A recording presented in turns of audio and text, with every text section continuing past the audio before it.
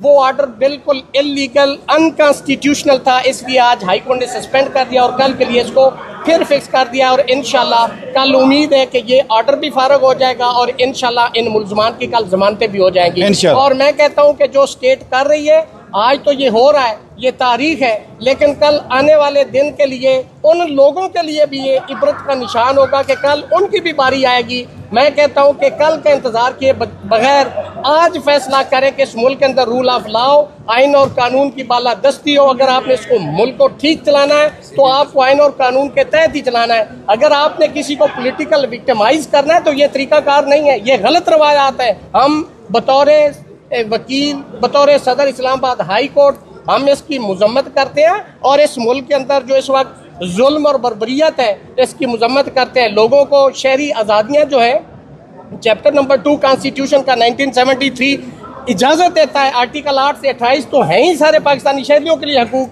आपने वो तमाम ऐसा तो मार्शल लॉ के दौर में नहीं होता, वहाँ पे भी हम तो तकरीरें करते रहे मुशर्रफ के दौर में। मैं 2 दफ़ा सेक्रेटरी रहा हूँ, हमने उस वक्त भी तहरीक चलाई, उस वक्त हमारे खिलाफ ये दहशतगर्दी की FIR नहीं हुई।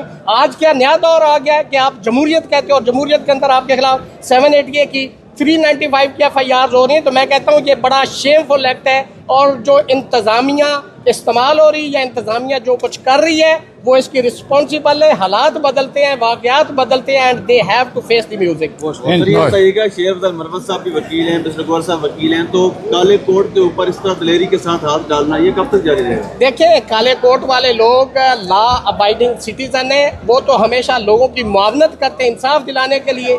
आपने उनको भी दहशतगर्द बना दिया, आपने उनको भी डकैत बना दिया। खुदा का खौफ करो, कुछ लोगों को तो रहने दो। क्या पूरे 24 करोड़ को आपने दहशतगर्द बना के साबित करना है? क्या आपने उनको दहशतगर्दी के अलावा डकैत आपने साबित करना है? कुछ रहम करे, इस मुल्क के ऊपर खुदा का खौफ करें और इस मुल्क को चलने दें। इस मुल्क का जो सारा स्ट्रक्चर है ना, उसकी तहस नहस ना करें। Thank you.